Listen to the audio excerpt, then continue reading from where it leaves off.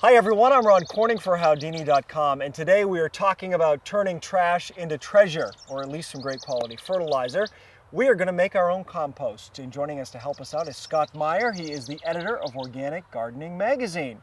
So all right, Scott, we want to know first and foremost, what is compost exactly? Compost is the once living things turned into a soil conditioner, weed preventer, fertilizer. It's taking those things, putting them together, and managing the process so they decompose and leave you with a great result. So Scott, explain to me the process, how composting works to help in growing your garden. Composting works by taking specific materials that you want to use, some browns and some greens, we'll talk about that in a second, what we mean by that, mixing them together, and when you do that, there's all these millions of microbes in the soil, and they come up and they start to break down that stuff and turn it into the fertilizer nutrients that plants need. It looks fairly simple. You don't need a bin per se. You've got chicken wire here, right? That's right. We like to say compost happens, which means that you don't have to do a whole lot to make this work, but it does help to have a few things that make it a little neater and a little easier to manage. You can buy fancy bins, but you can also just start with something as simple as a roll of chicken wire that you form into a circle and then fill it with your material. Okay, and we've got some of the material here. I'm going to pick this up because I'm the novice, and if I can do it, anyone can. What do we have here exactly? We have what we call the brown parts of compost, and you want to balance the browns and the greens. The brown stuff is stuff that's started to dry decay. This would be like straw, shredded leaves. Those are great brown ingredients. You want to mix that 3-to-1 to the greens. It's a good base layer to put down. When you rake your lawn in the fall and you get your leaves, you just gather all that stuff up. That is a great time to start with compost, is to get it in the fall because you have all those leaves. Okay, so this is the first layer. You just put that in there.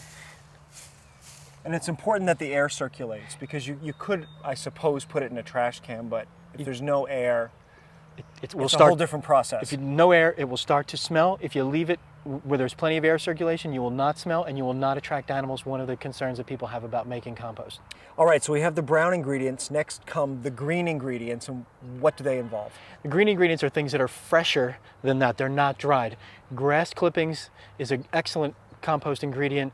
I also brought some great green ingredients for us. I saved some from our home compost pail. You call them green ingredients, I call them garbage, but all right. So there we have banana peel, avocado peel. There's some tea bag in there. All There's right. some peelings from a cucumber. Eggshells are an excellent ingredient to add. It's the only animal sourced ingredient I you was want to going put to say, in. I would think the eggshells are an animal They are, byproduct. but the shells themselves are really high in a nutrient called calcium. Right, It's very helpful. Just dump the whole thing.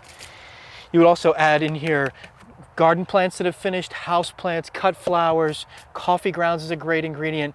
I know it's brown, but manure is a great ingredient for a compost pile. It has to come from an herbivore. So chickens, horses, cows, those are great ingredients for a compost pile, and they are green because they're high in nitrogen, even though they're brown. How long does this take exactly? Well, the first thing you have to do is you have to make sure that your pile is big enough to start decomposing. This bin is a perfect size because it needs to be 3 feet high, 3 feet wide, and 3 feet deep.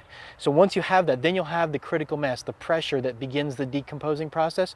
If you're a very enthusiastic compost maker and you turn it every week, 2 months, and you'll have compost. You have in the center is an area that it will start to get hot. You literally will see steam coming off it when you dig into it. That's the stuff that's starting to be finished compost. You want to move that to the outside and take the stuff that hasn't cooked yet and move that to the inside. That's what the turning does. If you're the let compost happen sort and never turn it, 6 months. So what we've started here are basically the first 2 layers, and you're going to continue to layer it, turn it, layer it, turn it. That's right. And the other thing that we haven't talked about is it needs a little moisture. You don't want to water it and get it soaking wet, but you like it to be damp all the time. So the turning is important and water is important. And you keep doing this. You can do it all at once if you have enough ingredients, or just keep adding to it as time goes on. So Scott, this is it. This is the finished product. It's pretty remarkable. It's almost like alchemy. Yeah, it really is. I mean, this reminds me of a really fine, good grade topsoil, right? What you have here, I mentioned those microbes. There are billions of microbes. There are more living things in a teaspoon of soil than there are people on Earth. Really? Really. It's the best kind of way to feed your garden. Which explains why organic gardens grow so effectively. This is really a key component. It's critical. So once you have the finished product, you have to begin incorporating it into your garden. How do you recommend you do that? You can simply just put it on a layer on top. A 1/2 inch thick is a good effective amount. But one of the ways I like to use it is to really target it at plants. So when I'm transplanting, every planting hole gets a little compost in it so that soil is enriched. Scott, thank you.